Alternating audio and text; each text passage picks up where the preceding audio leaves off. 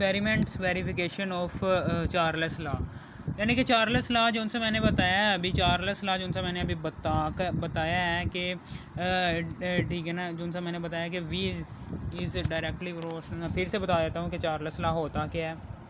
Charles law ये होता है कि V is directly proportional to the temperature और V is equal to KT। अब चूँकि अब हमने K निकालना है तो V ओवर T होगा। अब चूँकि अब यहाँ पर हमने चूँकि इनिशियल वॉल्यूम और इनिशियल टेम्परेचर लिया है कि यहाँ पर इनिशियल टेम्परेचर क्या है, जो उनसे पहले हमने टेम्परेचर दिया था 25 सेल्सियस, उस टेम्परेचर पर वॉल्यूम कितना था 50 सेल्सियस। कितना वॉल्यूम था 50 सेल्सियस। टेम्परेचर क्या होता है, ये हीट प्रोवाइड करते हैं हम सिस्टम को, हीट प्रोवाइड करते हैं, उसे कहते हैं टेम्परेचर। वॉल्यूम क्या होता है, जितनी इस गैस ने जगह घेरी हुई है उसे कहते हैं जी वॉल्यूम। पिस्टन क्या है, ये फ्रिक्शनलेस पिस्टन है जिसमें फ्रिक्शन नहीं है, आसानी से ऊपर नीचे हो सकता है, ठीक है ना, फ्रिक्शनलेस होना चाहिए। ओके, अभी मैं बताता हूँ क्यों होना चाहिए। अब यहाँ से V1 क्या है, जब ये T1 था ना टेम्परेचर, तो V1 वॉल्यूम क्या था, कितनी जगह घेरी हुई थी गैस के मॉलिक्यूल्स ने, 50 सेंटीमीटर क्यूब। ओके, जब टेम्परेचर को बढ़ाया 100 सेल्सियस तक तो वॉल्यूम कितना बढ़ गया, 62.5 सेंटीमीटर क्यूब। तो हैंस प्रूव्ड दैट कि टेम्परेचर के बढ़ाने से वॉल्यूम क्या हो रहा है, बढ़ रहा है। टेम्परेचर के बढ़ाने से वॉल्यूम क्या है, बढ़ रहा है। टेम्परेचर हमने क्या 100 सेल्सियस, यहाँ पर 25 था, 50 सेंटीमीटर क्यूब यहाँ पर वॉल्यूम था, यहाँ पर वो बढ़ के 62.5 सेंटीमीटर क्यूब हो गया वॉल्यूम, यानी कि यहाँ पर ये वॉल्यूम बढ़ गया है, ठीक है ना। पिस्टन ऊपर की तरफ मूव हुआ होगा, जाहिर सी बात है, इसी वजह से तो वॉल्यूम बढ़ा है। पिस्टन ऊपर की तरफ से ही, ऊपर की तरफ ही तो मूव हुआ होगा, तभी तो वॉल्यूम बढ़ा है। अब क्यों मूव हुआ है वो मैं बताता हूँ, ठीक है ना। ये किस कंडीशन पर है, कांस्टेंट प्रेशर है, दोनों पर जो सा प्रेशर है वो कांस्टेंट है, ठीक है ना। कांस्टेंट प्रेशर का मतलब क्या है, प्रेशर यानी कि ये एग्जर्ट जितना भी ये प्रेशर लगा रहे हैं ना, ये जो सा ये यानी कि ये प्रेशर जो सा, ये प्रेशर किसे कहते हैं कि पर यूनिट एरिया पर लगने वाली फोर्स को कहते हैं प्रेशर। कि जो जितने भी मॉलिक्यूल्स हैं ये प्रेशर लगा रहे हैं कंटेनर पर, वो कांस्टेंट रखेंगे तभी ये इक्वल होगा। ओके, समझ आ गई, कांस्टेंट प्रेशर पर, ठीक है। इधर भी प्रेशर कांस्टेंट रखेंगे, इधर भी प्रेशर कांस्टेंट रखेंगे, ठीक है, समझ आ गई आपको। ओके, इधर हमने टेम्परेचर नहीं दिया, इधर हमने टेम्परेचर कर दे दिया।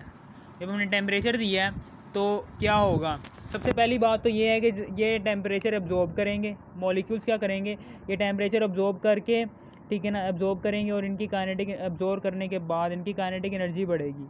इनकी रैंडमली जो सी इनकी स्पीड है, स्पीड ऑफ मूवमेंट होगी वो बढ़ेगी। जैसे ही स्पीड ऑफ मूवमेंट बढ़ेगी, ठीक है ना, स्पीड ऑफ मूवमेंट बढ़ने की वजह से, ठीक है ना, इन्हें ज़्यादा एक्सपेंड करेंगे। ये क्या करेंगे, स्पीड ऑफ मूवमेंट बढ़ेगी। मैं आपको बताता हूँ कि मॉलिक्यूल जोन से हैं, ये टेम्परेचर जो सा इसको प्रोवाइड किया जा रहा है, हीट प्रोवाइड की जा रही है, वो एब्जॉर्ब करेंगे। एब्जॉर्ब करने के बाद उनसे हीट प्रोवाइड की है, इनकी काइनेटिक एनर्जी बढ़ेगी। काइनेटिक एनर्जी बढ़ने की वजह से ये क्या होगा, ये इनमें ये फोर्स लगाएंगे, ठीक है ना। इतने ज़्यादा मॉलिक्यूल्स हैं गैस के, गैस कोई सी भी ले लो, ठीक है ना, गैस के, तो ये गैस कंटेनर की दीवारों पर फोर्स लगाएंगे, पिस्टन पर भी फोर्स लगाएंगे, यहीं पर भी फोर्स लगाएंगे, ठीक है।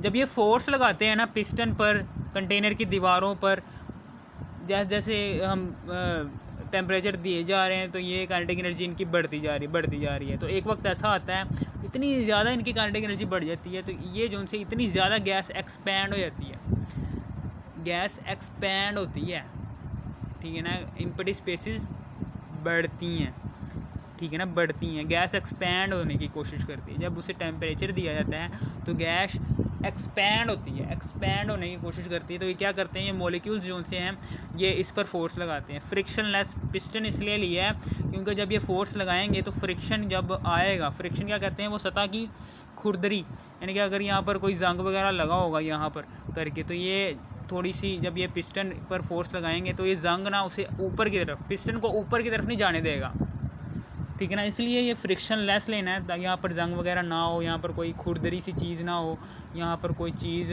जो पिस्टन को ऊपर की तरफ मूव करने में आसानी दे, ठीक है ना। अगर ये ऊपर की तरफ मूव नहीं होगा तो ये फट भी सकता है कि गैस ने एक्सपैंड होना है।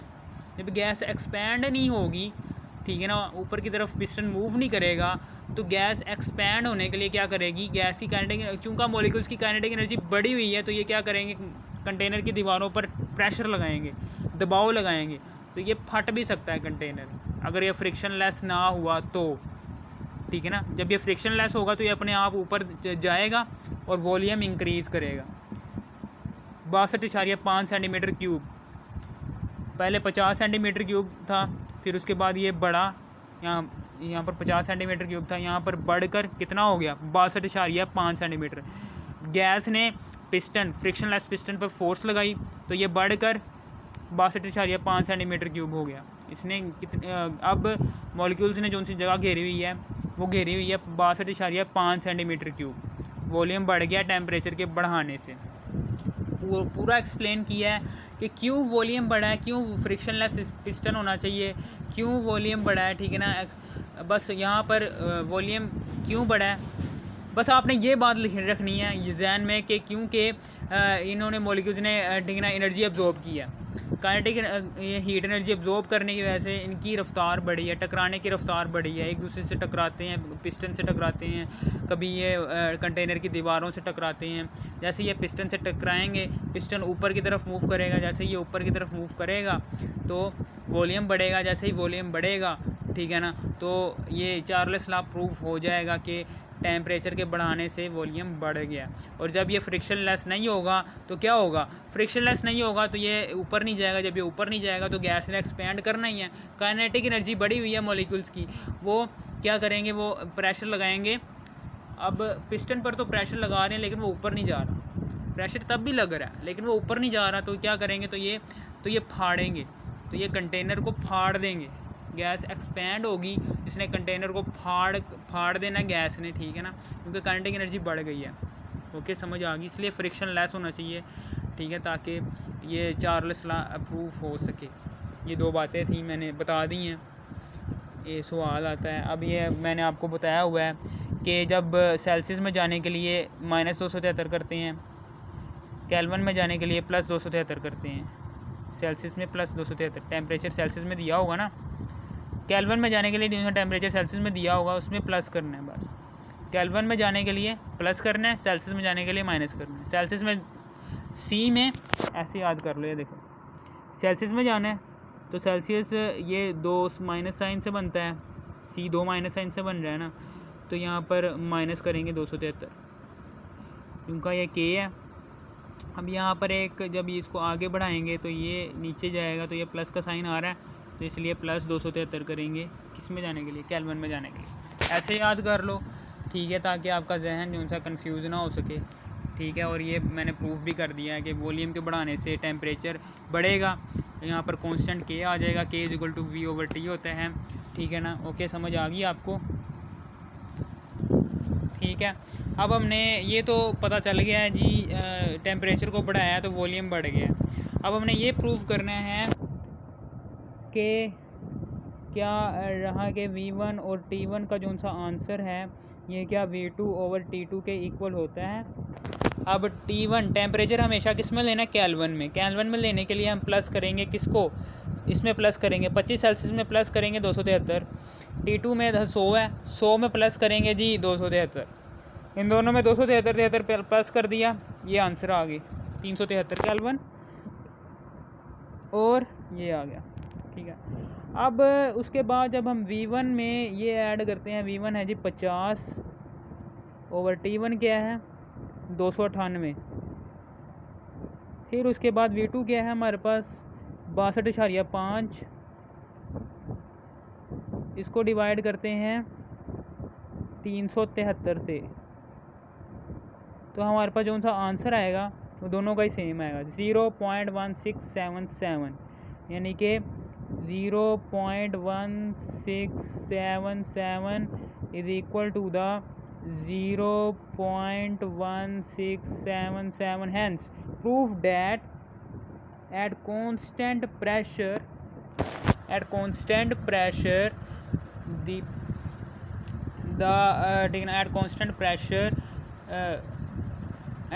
pressure experimental verification of Charles law prove हो गई at constant pressure V over T is equal to the V1 over T1 is equal to the V2 over T2।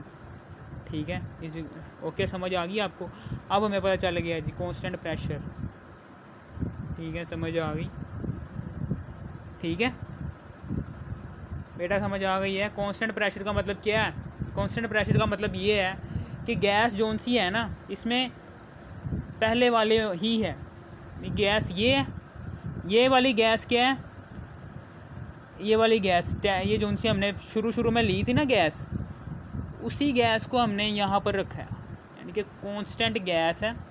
Mess क्या है उसका, इसमें कांस्टेंट प्रेशर, इसका भी कांस्टेंट प्रेशर है और इसका भी कांस्टेंट प्रेशर है। गर्म करने से पहले, गर्म करने के बाद तो प्रेशर चेंज हो गया ना, प्रेशर की दबाव जो सा है वो बन जाता है पिस्टन के ऊपर, प्रेशर बन जाता है, जिसकी वजह से पिस्टन ऊपर की तरफ मूव कर जाता है। ठीक है ना, वो प्रेशर जो सा है वो जो सा बना है, एक्सटर्नल प्रेशर जो सा यहाँ पर पैदा हुआ है ना, वो पिस्टन को ऊपर करेगा। ठीक है ना, और वो जो सा प्रेशर इसके इक्वल वापस हो जाएगा। ठीक है, समझ आ गई। फॉर एग्जांपल मैं यहाँ पर प्रेशर लेता हूँ, मैंने यहाँ पर प्रेशर लिया है जी। फॉर एग्जांपल हमने यहाँ पर प्रेशर डाला है कोई 2 ATM का। ठीक है ना, ये कांस्टेंट प्रेशर है। गैस ली, उसका प्रेशर ये है। अब जब हमने इस गैस को गर्म किया, इस गैस, ये प्रेशर है। ठीक है ना, ये प्रेशर है 2 ATM। इस गैस का जो सा शुरुआती प्रेशर है वो जी 2 ATM है। 2 ATM प्रेशर पर टेम्परेचर 25 सेल्सियस था और 25 सेल्सियस पर जो सी जगह घेरी हुई थी मॉलिक्यूल्स ने वो 50 सेंटीमीटर क्यूब है।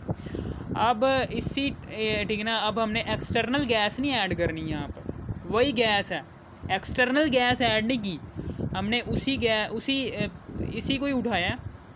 ठीक है ना, इसी को उठाया और यहाँ पर रखा है। सेम इसी कंटेनर को उठाया और यहाँ पर रखा है इस, ठीक है ना, इस टी पॉट पर, टी स्टैंड पर। ठीक है ना, और ये नीचे हमने ये मोमबत्ती जलाई हुई है। ठीक है ना, मोमबत्ती जलाई हुई है और ये प्रेशर दे रहा है, टेम्परेचर दिया जा रहा है इसी को ही हमने उठाकर यहाँ पर रखा है। ठीक है ना, जिसकी वजह से वॉल्यूम जो टेम्परेचर हमने 100 सेल्सियस तक ले गए हैं, तब जाके इसका वॉल्यूम बढ़ गया। वॉल्यूम क्यों बढ़ा है? क्योंकि इसका प्रेशर बढ़ गया। अंदर मौजूद मॉलिक्यूल्स है, उसकी काइनेटिक एनर्जी बढ़ने की वजह से उनका प्रेशर जो कोलाइड करेंगे जी पिस्टन पर भी, दीवारों पर भी।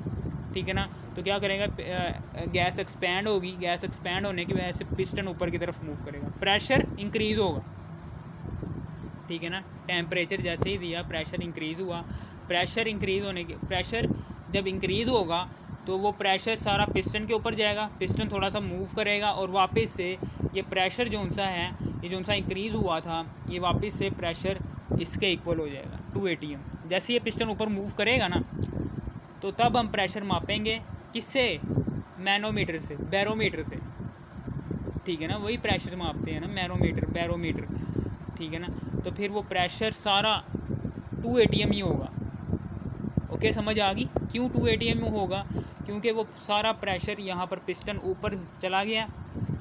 ठीक है ना, पिस्टन ऊपर जाने की वजह से गैस एक्सपैंड हो गई है। गैस एक्सपैंड हो गई है तो उसको वॉल्यूम उतना मिल गया जितना मॉलिक्यूल्स चाहते थे, उनकी रिक्वायरमेंट पूरी हो गई है। रिक्वायरमेंट पूरी होने की वजह से वापस से मॉलिक्यूल्स का प्रेशर, ठीक है ना, पहले वाले प्रेशर के इक्वल हो जाएगा।